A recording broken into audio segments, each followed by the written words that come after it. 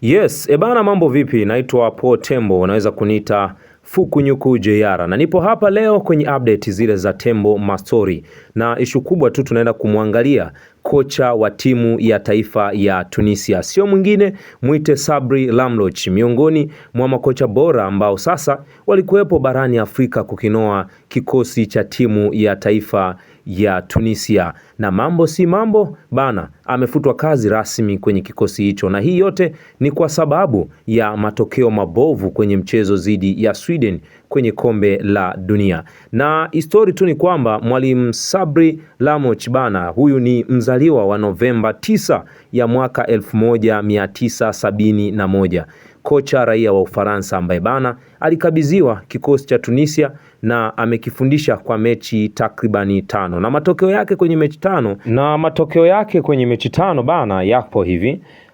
Amecheza mechi 5 na kufungwa mara 3, lakini ameshinda mara 1, lakini amedraw mara 1. Wastani mbovu kabisa kwa mwalimu bora kama Sabri Lamloch bana.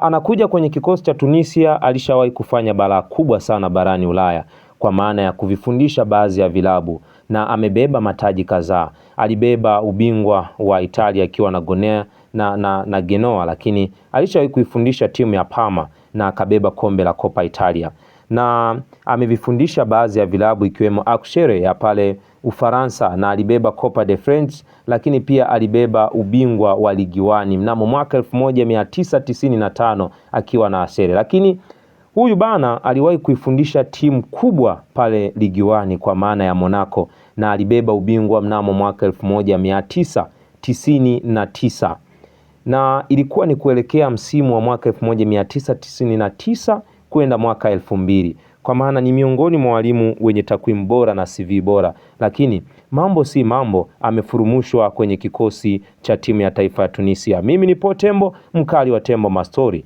Usisahau tu kusubscribe, kucomment, kulike na kushare. Tunapatikana mitandao yote ya kijamii kwa maana ya YouTube, Facebook, Instagram pamoja na TikTok. Bye bye. Po Tembo ndo jina langu, mkali wa Tembo Mastori.